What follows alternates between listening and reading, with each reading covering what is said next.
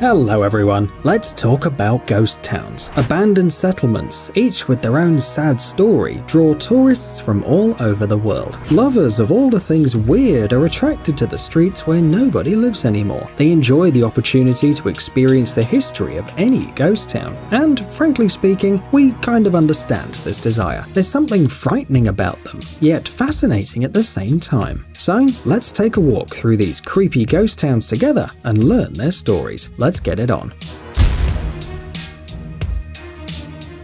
Hashima.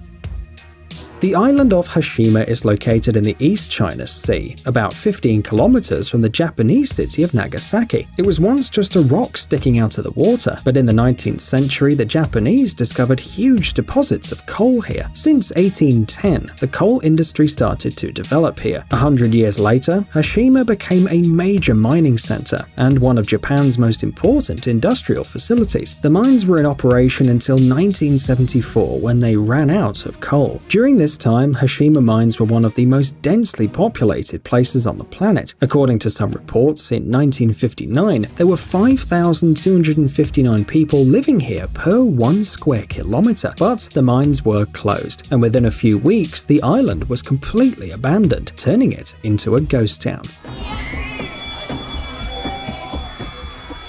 For many years, visiting Hashima was forbidden and punishable by deportation. Suspicious, right? But later, UNESCO intervened and Hashima was approved as a World Heritage Site. Visits are now allowed, but only to a specially adapted part of the island. What's happening on the rest of the island is still a mystery.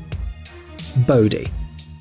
Bodie is a ghost town located in the western part of the USA, east of San Francisco in Mono County, California, on the border with Nevada. It all started with gold. In 1859, a certain W.S. Bodie discovered a gold deposit here. In the same year, he perished in a blizzard, but members of the Bodie family founded a town on the site and named it after the gold digger. Soon, another line of gold was discovered nearby, and Bodie began to grow rapidly. By 1879, Bodie had a population of 5,000 to 7,000 people. One legend says that in 1880, Bodie was the second or third largest city in California. Sadly, a few years later, due to a decrease in revenues from the gold mining, residents began to abandon the city. By 1900, the population had decreased tenfold. A little later, a railroad leading to Bodie was dismantled, and soon after, a major fire destroyed the commercial part of the city, making Bodie's demise inevitable. Today, the once large city has been turned into an open-air museum. Bodie is considered to be the best preserved ghost town in the United States, with 170 buildings that look perfect both on the outside and the inside. Thanks to the dry climate, Bodie's buildings are almost perfectly preserved. You might even believe that a local resident is about to appear around the corner, or someone will laugh or play a cheerful song.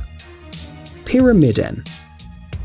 The Russian coal mining settlement on the Norwegian archipelago of Svalbard is located in a picturesque place at the foot of a pyramid-shaped mountain. Previously, Pyramiden was the northernmost place in the world where coal was mined. In the 80s, up to 1,000 people lived here. Not much, but if you remember how far the village is, it becomes clear that Pyramiden was a northern metropolis. There were not only residential houses, a hospital and a kindergarten, but also a swimming pool, a huge cultural and sports complex, a farm, and even a hotel. Rich black soil was specially brought here to plant flowers too, but all good things come to an end. The mine closed in 1998, people were relocated, and Pyramiden turned into a ghost town. Only in the second half of the 2000s did some life come back here, all for the sake of tourists.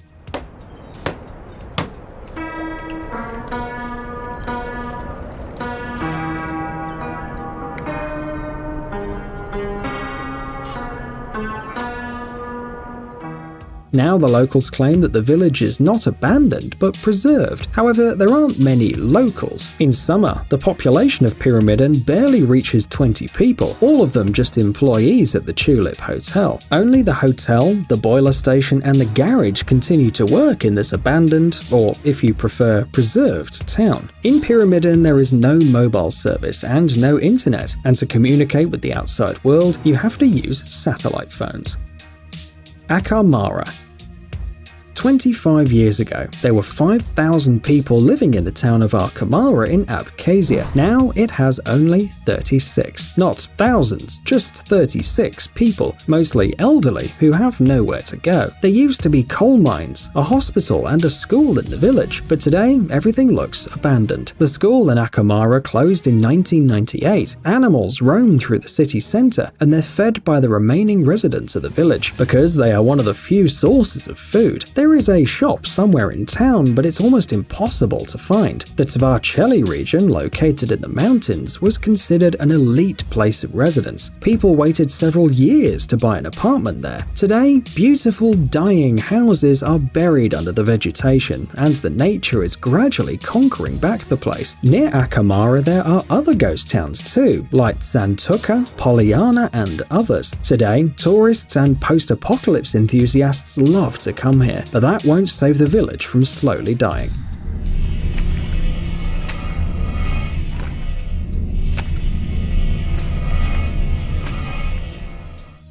Haotawan.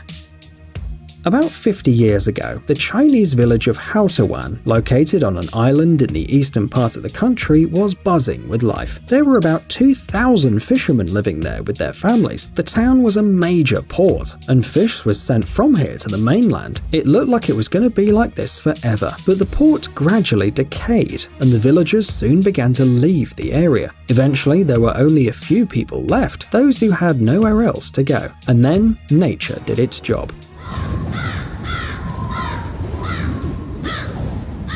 The village was covered by grass, and the walls of the buildings began to collapse and were covered in ivy that looked like thick green carpets. They say that no more than 10 people live here today. Now, Haotawan is visited only by tourists to admire the fascinating emptiness of the green village and to take pictures. There are no new settlers either, because there's absolutely nothing to do here. Chinese ghost towns. Abandoned cities, villages, and islands were most often built decades ago, and sometimes hundreds of years ago, but Chinese ghost towns are unique.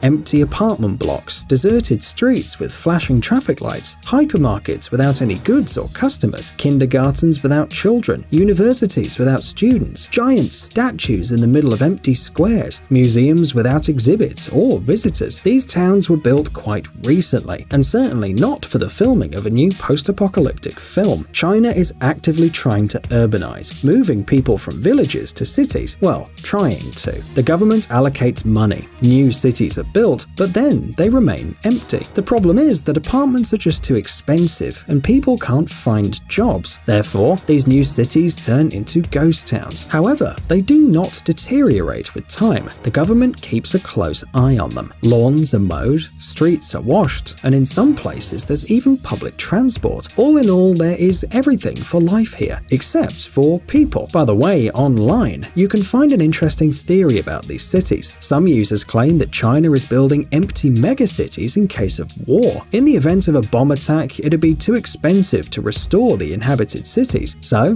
homeless people will be relocated to these empty cities prepared beforehand.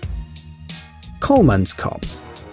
There are ghost towns in the desert too. Although it's much harder for them to fight against the influence of time and the forces of nature, such places still exist. Kolmanskop is located in southern Namibia, in the vast coastal desert of Namib. It has been an abandoned city for more than 60 years now. In 1908, when Namibia was still under German control, a railway worker named Zacharias Lawala found a diamond while clearing the sand. Soon, there was a diamond fever in the region. Many must have heard of the California gold rush. It was something like that, but instead of gold, everyone was just obsessed with diamonds. According to some reports, by the end of 1914, about 1,000 kilograms had been extracted from the ground. Of course, along with the volume of diamonds, the city kept growing. There was a hospital, a ballroom, a power plant, a theater, a casino. But after the Second World War, the reserves of diamonds gradually ran low, and people began to move south to other deposits. The city was finally abandoned in 1956, and since then, the desert has been slowly reclaiming its territory. Tourists who visit Kolmanskop today wander through the houses, sinking up to their knees in the sand. Rogudi Vecchio. If you're offered to look at some Greek ruins, you'll probably not be particularly interested. What, another tour for a couple of pictures like in a history book? Pfft. However, remains of Greek settlements can be found not only in Greece. For example, the ghost town of Rogudi Vecchio, the last Greek settlement in Italy, is lost in the mountains of southern Italy. Here you will not find a temple of Apollo or painted amphorae, only stones, bottles, and dilapidated houses. However, Rogudi Vecchio was founded in the 11th century. The Greeks began to colonize this region of Italy as early as the 8th century BC, so there's nothing surprising about it. And it is worth saying that this settlement was inhabited for a long time. Only after two very severe floods in 1971 and 1973 was Rogudi Vecchio declared completely uninhabitable, and the locals were relocated to neighboring villages. Now only the ruins are left on the site of the legendary town. Burj Al Babas. What you see now is not some editing, nor a strange Disneyland ripoff, neither a screenshot from The Sims.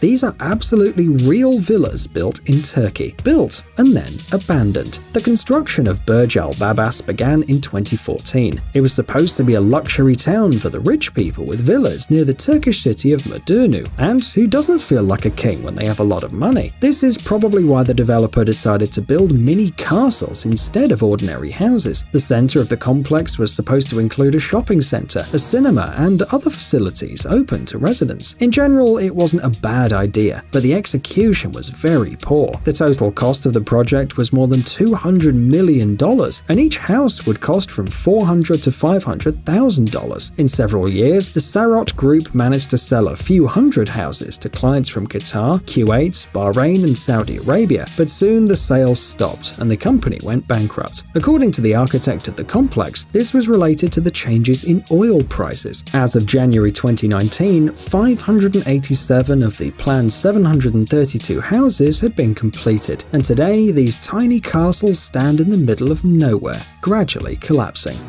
Psst, dude, are you looking for new technologies and great gadgets? Are your thoughts focused on the future? Do you love huge vehicles and can't imagine your life without robots around you? Then visit TechZone and you'll find all this and more. The link is in the description. You interested? Great.